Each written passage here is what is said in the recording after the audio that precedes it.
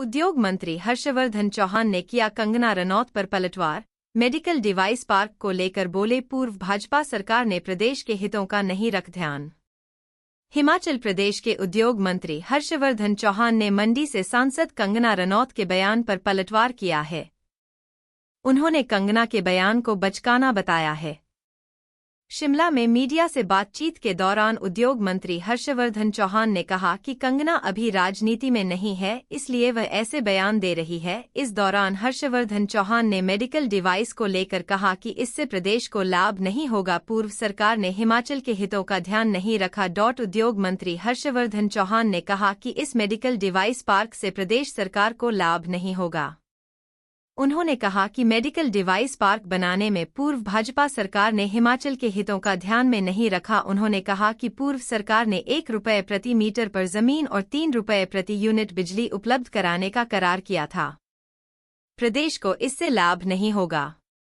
उद्योग मंत्री ने कहा कि प्रदेश सरकार 30% भाग पर मेडिकल डिवाइस पार्क बनाएगी, बाकी जमीन को बाजार के दामों पर बेचकर ग्रीन इंडस्ट्री और जेनेरिक मेडिसिन को प्रोत्साहन देगी। वहीं प्रदेश के सीमांत क्षेत्रों में अवैध खनन को लेकर उद्योग मंत्री हर्षवर्धन चौहान ने कहा कि सीमांत क्षेत्रों में अवैध खान रोकने के लिए सरकार गंभीर है। उन्होंने कहा कि इसको लेकर मुख्यमंत्री के सख्त आदेश हैं कि किसी भी दल या किसी भी ओहदे पर बैठे व्यक्ति को संलिप्त होने पर बख्शा नहीं जाए। उन्होंने कहा कि जिला प्रशासन को अवैध रोकने के लिए सख्त निर्देश दे दिए गए हैं। देखो, हमारे जो माननीय सांसद है कंगना रनौत जी, वो कल रामपुर क्षेत्र में और कुल्लू के कुछ क्षेत्र में गई है और हवाई जो है वो उन्होंने हवाई जो है वो इंस्पेक्शन की है और जो उनका बयान है वो बचकाना बयान है। और ये कहना कि केंद्र द्वारा जो है पैसा आया है, मैं स्पष्ट रूप से कह सकता हूँ कि पिछले वित्तीय वर्ष में हिमाचल प्रदेश में केंद्र सरकार द्वारा आपदा राहत में वही पैसा दिया गया है जो हिमाचल प्रदेश का हक था।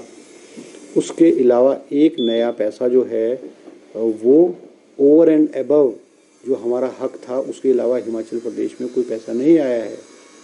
कुछ भारतीय जनता पार्टी के वरिष्ठ नेता प्रधानमंत्री सड़क योजना के विषय में चर्चा करते हैं कि वो पैसा आया है, या प्रधानमंत्री आवास योजना जो पंचायतों की स्कीम है उसके बारे में चर्चा करते हैं। तो ये स्कीम्स तो नॉर्मल रूटीन की स्कीम्स है और ये हर स्टेट को जो स्कीम्स है, जो हिंदुस्तान के जितने भी राज्य हैं उन स्टेट को government of India according to their share, according to the proposals, वो हर स्टेट को देती है और हिमाचल प्रदेश को भी वही पैसा मिला है।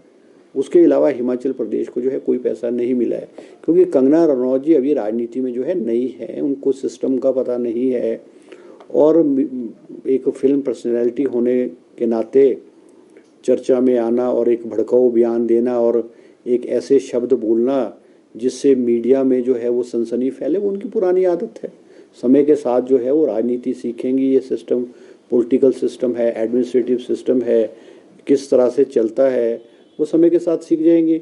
और केंद्र द्वारा या किसी भी प्रदेश द्वारा कोई पैसा खर्च किया जाता है, वो एक एक पैसे का हिसाब होता है और वो पैसा जो केंद्र सरकार द्वारा या हिमाचल प्रदेश के भी कोई डिपार्टमेंट या किसी स्कीम का जो पैसा होगा, उसकी ऑडिटिंग होती है, उसकी सैंक्शन होती है, उसकी मॉनिटरिंग होती है, उसकी सुपरविजन होती है। कोई किसी सरकार या कोई मंत्री, कोई सरकार को अपनी मर्जी से कोई पैसा थोड़ी खर्च कर सकता है। और हर वित्तीय वर्ष के बाद जो है ऑडिटिंग जो है अकाउंटेंट जनरल ऑफ इंडिया है, वो उनकी मॉनिटरिंग करता है, उनके पैसों का ठीक पैसा खर्च हुआ नहीं हुआ, और नहीं होता तो ऑडिट पैरा बनते हैं। और जबकि हिमाचल प्रदेश के विषय में इस बारे में कोई भी ऐसी जो है टिप्पणी या कोई ऑडिट द्वारा नहीं की गई है। तो ये सिर्फ एक सनसनी फैलाने के लिए जो है और अपनी प्रेजेंस शो करने के लिए कंगना जी ने ये इस तरह के बयान दिए हैं। सर, मानसून की बरसात से काफी कोई नुकसान पहुंचा है? नहीं, अभी तक तो देखो मानसून का जो नुकसान हुआ है वहीं हुआ है जहाँ पे बादल फटे हुए हैं, और कुल्लू के कुछ क्षेत्र में जो है रोड्स को हुआ है, रामपुर में हुआ है और आने वाले क्षेत्र में हुआ है, और थोड़ा थोड़ा हिमाचल प्रदेश के अलग अलग क्षेत्रों में नुकसान हुआ है। मगर अभी इंडस्ट्रियल सेक्टर में कहीं भी जो है मुझे कोई रिपोर्ट अभी इंडस्ट्रियल सेक्टर में नुकसान की नहीं आई है। सर, नेता प्रतिपक्ष कह रहे हैं कि जो सरकार है प्रतिशोध की भावना से काम कर रही है, दुर्भाग्यपूर्ण है, और जो योजनाएं उन्होंने शुरू की थी वो भी बंद कर दी है। नहीं, देखो, नेता प्रतिपक्ष जो है वो उन्होंने भी अपनी राजनीति करनी है, उन्होंने भी राजनीतिक बयान देने हैं, और उनके बयानों में जो ये कह रहे हैं स्कीम्स बंद हो रही है, उसमें कोई दम नहीं है। कांग्रेस की सरकार और माननीय मुख्यमंत्री ने कोई ऐसी स्कीम नहीं बंद की है। स्कीम्स अगर बंद की गई है तो वही स्कीम्स बंद गई है जिनका जनता को लाभ नहीं मिल रहा था। अब ये जो आपके हिमकेयर की स्कीम है जिसका ये जिक्र कर रहे हैं, या आयुष्मान भारत की स्कीम है जिसका जिक्र किया जा रहा है, मैं आपके माध्यम से ये भी कहना चाहूँगा कि जो ये कहते हैं कि आयुष्मान भारत जो है गवर्नमेंट ऑफ इंडिया की स्कीम है, हिमाचल प्रदेश को आयुष्मान भारत में केवल 45 करोड़ रुपए मिलते हैं। उससे ऊपर का खर्चा जो है वो हिमाचल की सरकार वहन करती है। पिछले वित्तीय वर्ष में आयुष्मान भारत में राउंड अबाउट को 85 करोड़ रुपीस के करीब खर्चा किया गया है, जिसमें से कि 45 करोड़ रुपया जो है वो गवर्नमेंट ऑफ इंडिया से आता है, और 40 करोड़ रुपए के करीब हिमाचल प्रदेश ने आयुष्मान भारत स्कीम में जो है वो पैसा खर्च किया है। और हिमकेयर स्कीम में ठीक है, हिमकेयर स्कीम जो है जब मुख्यमंत्री के ध्यान में ये लाया कि प्राइवेट हॉस्पिटल्स जो हैं वो ओवर चार्जिंग कर रहे थे, और इस पैसे का जो आधार कार्ड की डुप्लीकेसी और उस आधार पे जो पैसे को गबन करने के हॉस्पिटलों ने प्रयास किया, और इस तरह की बहुत सारी शिकायतें जो हैं सरकार की और हेल्थ डिपार्टमेंट के समक्ष में आई है।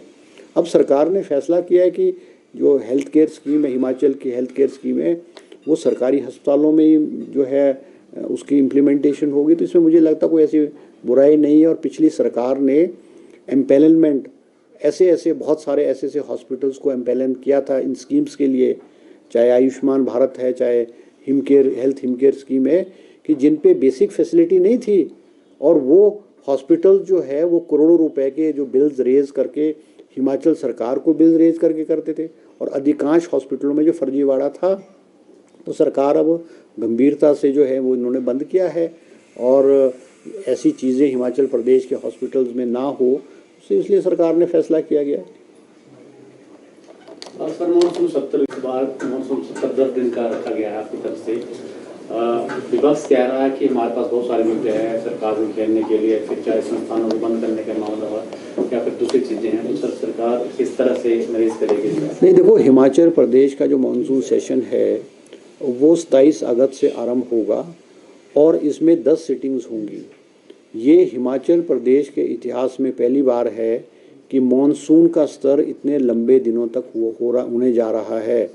अमूमन चाहे पूर्व में कांग्रेस की सरकारें रही हैं, चाहे भारतीय जनता पार्टी की सरकारें रही हैं, मॉनसून सेशन कभी भी 5-6 दिन से ज़्यादा नहीं होता है।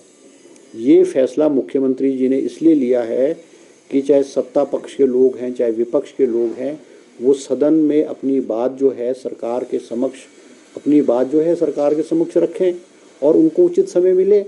ठीक है, हम कोई भारतीय जनता पार्टी से कोई घबराते नहीं हैं, डरते नहीं हैं, और हम ये चाहते हैं हिमाचल प्रदेश के जो इश्यूज़ हैं, हिमाचल प्रदेश के जो हित की बात है, और एक सार्थक चर्चा, एक पॉजिटिव चर्चा हिमाचल प्रदेश के सदन विधानसभा में हो।